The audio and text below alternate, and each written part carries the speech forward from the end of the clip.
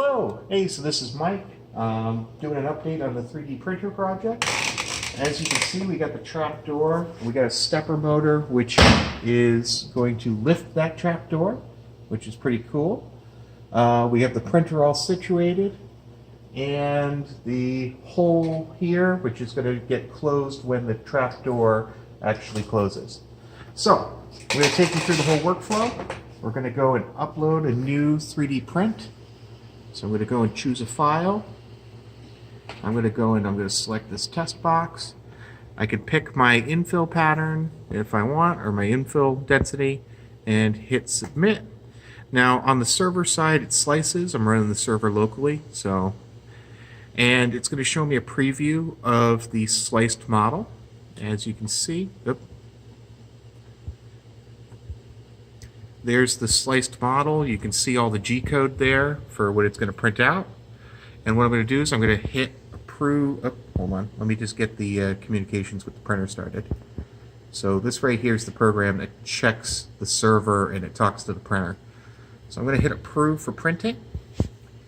So this program right here goes and checks with the server every 30 seconds to see whether there's a new print job. So we're just going to wait for that to happen. It's going to take a little bit, a couple seconds. In the meantime, you can see the configuration we got here. We have the trap door. There it is. It caught the G code, so now it's just starting up. It's going to zero out.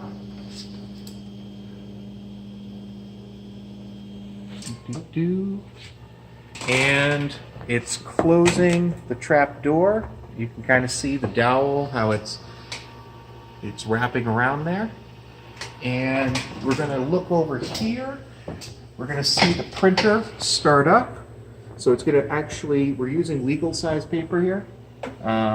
So what it's going to do is it's going to spit out a piece of paper onto the print bed. And there it is.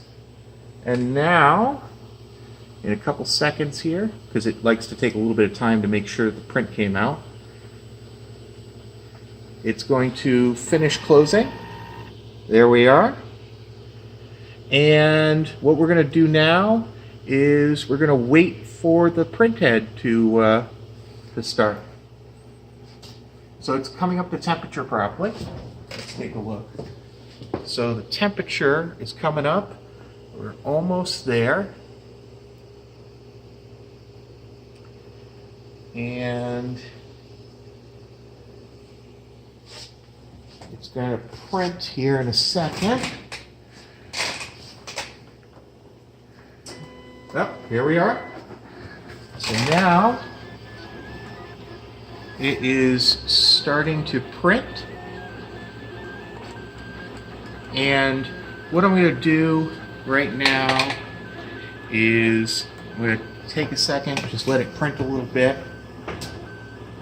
I'm going to cancel this actually just because it's going to take too long to print for the video. But what we can see is that it's printing on the piece of paper down there.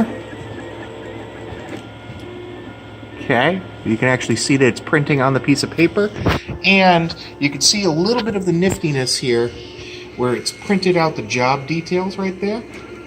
So what I'm going to do is I'm just going to reset the printer, and we're going to drop the item. So there we are. The printer opened. Oh, and it's continuing to print, but I'll have to go and talk to the printer. So down here, you can see it started printing our item on the piece of paper. It gave me the print ID and all the information for the user who printed it, because that's the comments at the top of the G-code file, so it just prints that out. And you can see the PLA likes to really stick.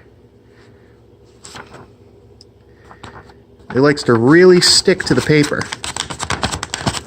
So, like, to peel it up, you have to go through a lot of effort. But that's fine. That is perfectly fine, because what it does is it just drops it out and it's all done. So I should be coming back with an update tomorrow once I've tweaked it and got some of the last little bugs out of it. And that's going to be real fun.